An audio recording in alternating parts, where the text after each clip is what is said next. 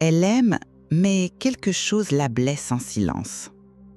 Tu es là, dans la cuisine, en train de préparer le dîner. Encore. Les légumes sous tes mains, l'eau qui coule, le bruit familier du couteau sur la planche. Il est dans le salon, sur son téléphone. Tu ne dis rien. Tu souris même quand il te demande « Qu'est-ce qu'on mange ?» comme si tu étais le menu permanent de cette maison. Mais il y a ce truc, cette petite pierre dans ta poitrine qui grossit chaque jour. Tu l'aimes, c'est sûr, vous vous aimez, tout le monde le dit. Vous êtes le couple parfait, moderne, égalitaire. Il fait la vaisselle parfois, il dit qu'il est féministe, il partage des posts sur l'égalité homme-femme. Pourtant, tu te sens seul. Pas seul quand il n'est pas là, seul quand il est juste à côté. Seul dans cette relation où tu donnes tant que tu ne sais plus ce qu'il te reste. Tu te demandes si c'est normal, si toutes les femmes ressentent ça, cette fatigue qui n'a pas de nom. Tu poses l'assiette devant lui. Il dit merci sans lever les yeux. Et toi, tu manges en silence, en te demandant pourquoi tu as cette boule dans la gorge, pourquoi tu as envie de pleurer sans raison, pourquoi tu te sens coupable de ne pas être heureuse alors que tu as tout pour l'être. C'est ça le truc avec l'amour moderne. On nous a dit qu'on était libre, égal, respecté. Mais personne ne nous a dit que la prison avait juste changé de forme, qu'elle était devenue invisible, qu'elle se cachait dans les petits gestes du quotidien, dans les mots qu'on ne dit pas, dans l'espace qu'on n'ose plus prendre. Tu termines ton assiette, tu débarrasses, comme d'habitude, et cette voix dans ta tête qui te dit que tu exagères, que tu devrais être reconnaissante. Mais reconnaissante de quoi exactement? D'exister à moitié? Elle ajuste sa voix, son rire, son ton. Elle s'adapte. Tu te souviens de la dernière fois où tu as vraiment ri? Pas ce petit rire poli que tu fais maintenant. Non, ton vrai rire. Celui qui part du ventre, qui fait du bruit, qui dérange. Il t'a dit une fois que tu riais trop fort. Juste une fois. Mais ça a suffi. Maintenant, tu mets ta main devant ta bouche. Tu étouffes ta joie pour qu'elle ne prenne pas trop de place. C'est pareil pour ta voix. Tu parlais fort avant, tu avais des opinions, tu débattais. Mais à chaque fois que tu t'enflammais sur un sujet, tu voyais son regard se voiler. Cette petite grimace, imperceptible pour les autres, mais toi tu la connais par cœur. Alors tu as appris à baisser le ton, à dire « je pense que peut-être » au lieu de « je sais que ». À finir tes phrases par « mais je me trompe peut-être » pour qu'ils ne se sentent pas attaqués. Tu marches différemment aussi. Moins d'espace, plus doucement. Tu t'es fait petite sans t'en rendre compte. Dans le lit, tu dors sur le bord. Dans les conversations, tu cèdes. Dans les décisions, tu suis. Tu es devenue experte dans l'art de disparaître tout en étant là.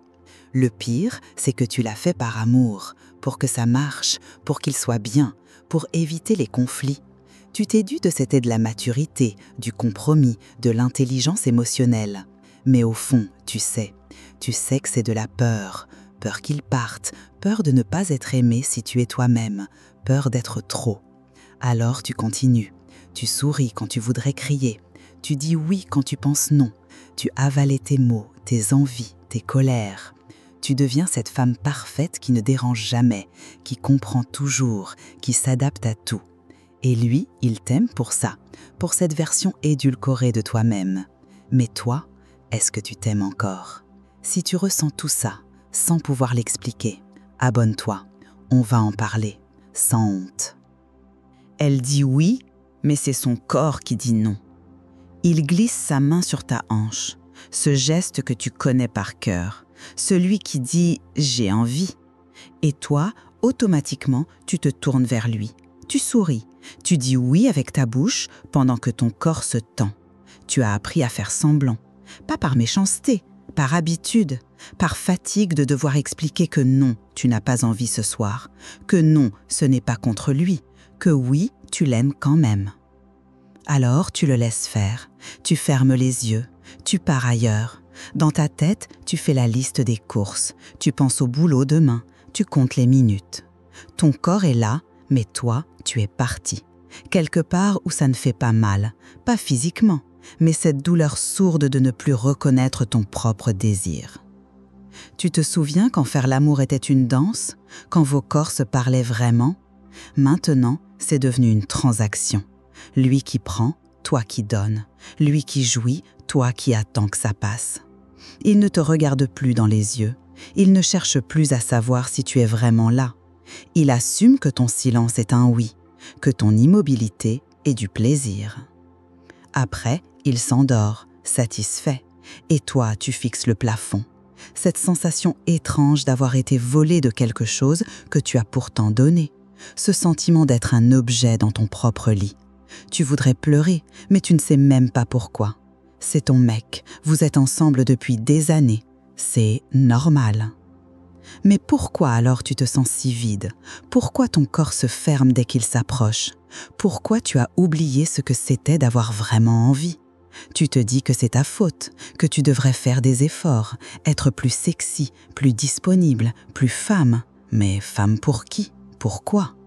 La vérité, c'est que tu as oublié que ton corps t'appartient, qu'il a le droit de dire non, qu'il a le droit d'exister sans être désiré, sans être utile, sans servir.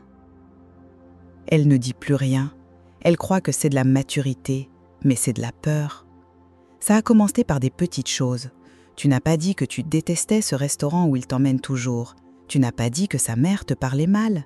Tu n'as pas dit que tu voulais partir en vacances ailleurs. Des détails, tu t'es dit. Pas la peine de créer des histoires pour si peu. Puis les silences sont devenus plus gros. Tu n'as pas dit que tu voulais changer de travail parce qu'il trouvait que tu gagnais bien ta vie.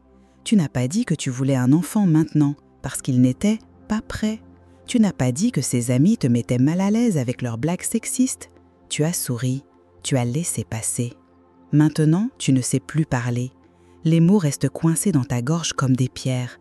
Quand tu essaies de dire quelque chose d'important, ta voix tremble. Tu bafouilles, tu finis par dire « non, laisse tomber, c'est rien ». Et lui, soulagé, passe à autre chose. Il ne voit pas que tu étouffes, que chaque mot non dit creuse un trou en toi. Tu te convaincs que c'est ça, être adulte, choisir ses batailles, être sage. Mais au fond, tu sais que ce n'est pas de la sagesse, c'est de la lâcheté. Tu as peur de sa réaction, de ses soupirs, de son agacement, de ce regard qui dit « encore ?» Alors tu préfères te taire, avaler, faire comme si tout allait bien. Le pire, c'est quand il te demande « ça va ?» et que tu réponds « oui » automatiquement, même quand tu as envie de hurler que non, ça ne va pas, que tu es en train de disparaître, que tu ne te reconnais plus. Mais ces mots-là, ils sont trop gros maintenant, trop lourds, tu as attendu trop longtemps. Tu es devenue experte dans l'art du silence, tu connais toutes ces nuances. Le silence qui apaise, le silence qui évite, le silence qui protège, mais tu as oublié le plus important, le silence qui tue, lentement, sûrement, un mot avalé à la fois. Il dit « je t'écoute », mais les décisions sont toujours à lui.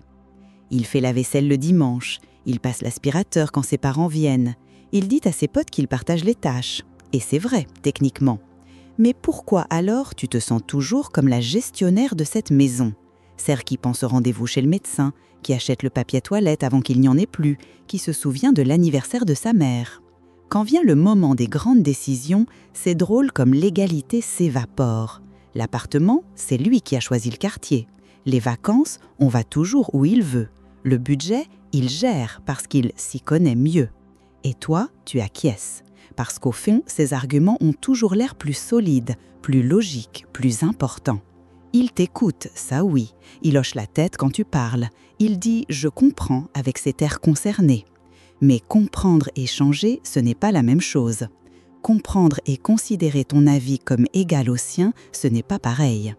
Il t'écoute comme on écoute un enfant qui raconte sa journée, avec bienveillance, mais sans vraie considération. Tu as essayé de lui expliquer cette charge mentale qui pèse sur tes épaules, cette fatigue d'être celle qui anticipe tout.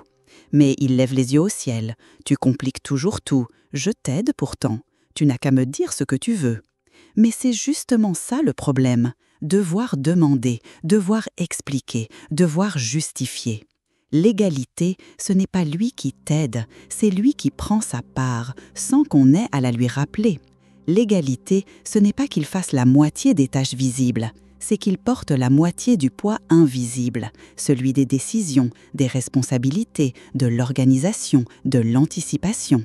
Mais ça, comment tu lui expliques ? Comment tu lui dis que tu es fatigué d'être le cerveau de ce couple pendant qu'il joue les bras d'or? Comment tu lui fais comprendre que l'égalité sur papier ne suffit pas quand dans les faits, c'est toujours toi qui portes? Elle essaye de dire non, de poser des limites, et il dit « tu dramatises ». Ce soir-là, tu as osé, tu as dit non, fermement, pour une fois. Il voulait qu'on aille encore chez ses amis, ces soirées où tu souris pendant qu'ils parlent de leur conquête, où tu fais semblant de rire à leurs blagues sur les bonnes femmes. Tu as dit non, que tu étais fatigué, que tu préférais rester à la maison, que tu n'avais plus envie de faire semblant. Son visage s'est fermé, ce regard que tu connais, celui qui dit que tu exagères, tu dramatises toujours. C'est juste une soirée entre potes, tu deviens parano. Et là, ta colère, si légitime, s'est transformée en doute, en culpabilité, en honte. Est-ce que tu exagères vraiment? Est-ce que tu es trop sensible, trop compliqué? Tu te retrouves à t'excuser, à expliquer, à justifier pourquoi tu n'as pas envie. Comme si ton non n'était pas suffisant, comme s'il fallait une raison valable pour ne pas vouloir. Tu bafouilles, tu minimises. C'est pas grave, vas-y sans moi. Mais lui continue. Il soupire, il lève les yeux au ciel, il te fait sentir que tu es le problème.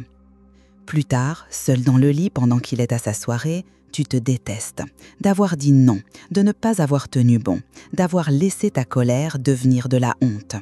Tu te demandes pourquoi c'est si dur, pourquoi dire non te coûte tant, pourquoi tu finis toujours par te sentir coupable d'exister, avec tes limites, tes besoins, tes envies. La vérité, c'est qu'on t'a appris ça depuis toute petite, qu'une femme en colère est hystérique, qu'une femme qui dit non est difficile, qu'une femme qui pose des limites est égoïste. Alors ta colère, tu l'as rangée, quelque part au fond de toi, avec toutes les autres. Et maintenant, quand elle essaie de sortir, elle se transforme, en larmes, en excuses, en honte. Mais cette colère, elle est légitime, elle est juste, elle est ta boussole. Elle te dit où sont tes limites, ce que tu ne veux plus accepter, ce que tu mérites. Si seulement tu pouvais l'écouter sans avoir honte. Insomnie, épuisement, tension, son corps parle enfin. 3 heures du matin, encore. Tu fixes le plafond pendant qu'il ronfle paisiblement. Ton cœur bat trop vite, ta mâchoire est serrée, tes épaules sont des pierres, ton corps hurle ce que ta bouche n'ose plus dire. L'insomnie est devenue ta compagne, ces heures volées à la nuit où enfin tu n'as pas à faire semblant. Le matin, c'est la nausée, cette boule dans l'estomac dès que tu ouvres les yeux. Pas faim, plus jamais faim, ou alors trop faim. Tu manges tes émotions ou tu les affames.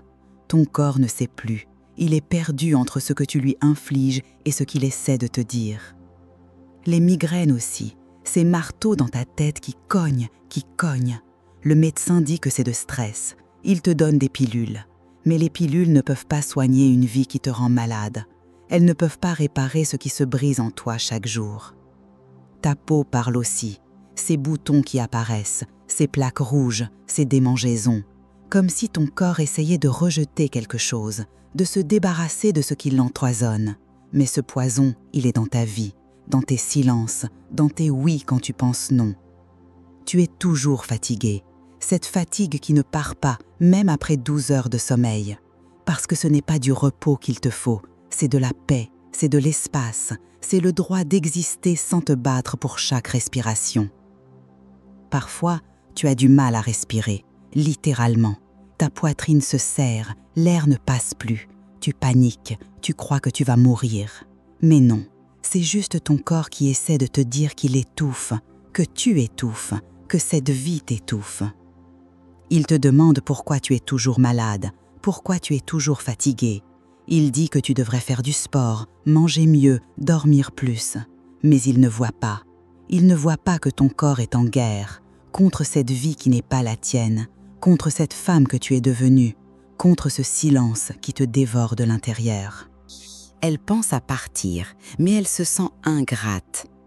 L'idée te traverse de plus en plus souvent. Partir. Le mot tourne dans ta tête comme une promesse interdite. Tu imagines un appartement à toi, ton espace, tes règles, personne à qui rendre des comptes, personne pour qui cuisiner, personne qui prend toute la couverture, juste toi, et ce silence qui serait enfin le tien. Mais aussitôt, la culpabilité débarque. Qui es-tu pour vouloir partir? Il ne te frappe pas, il ne te trompe pas, il ne boit pas, il est là, il t'aime à sa façon. Des millions de femmes rêveraient d'avoir ce que tu as, un homme stable, un couple qui dure, une vie normale. Alors pourquoi tu n'arrives pas à être heureuse? Pourquoi tu veux tout foutre en l'air? Tu penses à tout ce que vous avez construit, les années, les souvenirs, les projets, les meubles achetés ensemble, le compte joint, les amis communs, les habitudes, cette vie tissée à deux qui serait si compliquée à défaire. Et pourquoi? Pour cette envie floue d'autre chose? Pour ce besoin égoïste d'être toi-même? La culpabilité te murmure que tu es ingrate, que tu ne sais pas ce que tu veux, que tu vas le regretter, que tu vas finir seule, que personne ne t'aimera comme lui, que tu es trop vieille pour recommencer, trop abîmée, trop compliquée, que tu devrais être reconnaissante, faire des efforts, sauver ce qui peut l'être. Mais au fond de toi, une petite voix insiste. Et si tu méritais plus que ça? Et si aimer ne devait pas être si lourd? Et si tu avais le droit de vouloir une vie où tu n'as pas à te diminuer pour exister? Et si partir n'était pas un échec, mais un acte d'amour envers toi-même? Tu oscilles entre la peur de rester et la peur de partir, entre la culpabilité de vouloir plus et la tristesse d'accepter moins. Tu es coincé dans cet entre-deux épuisant, ce purgatoire émotionnel où tu n'es ni heureuse ni malheureuse, juste vide, juste en attente. De quoi? Tu ne sais plus.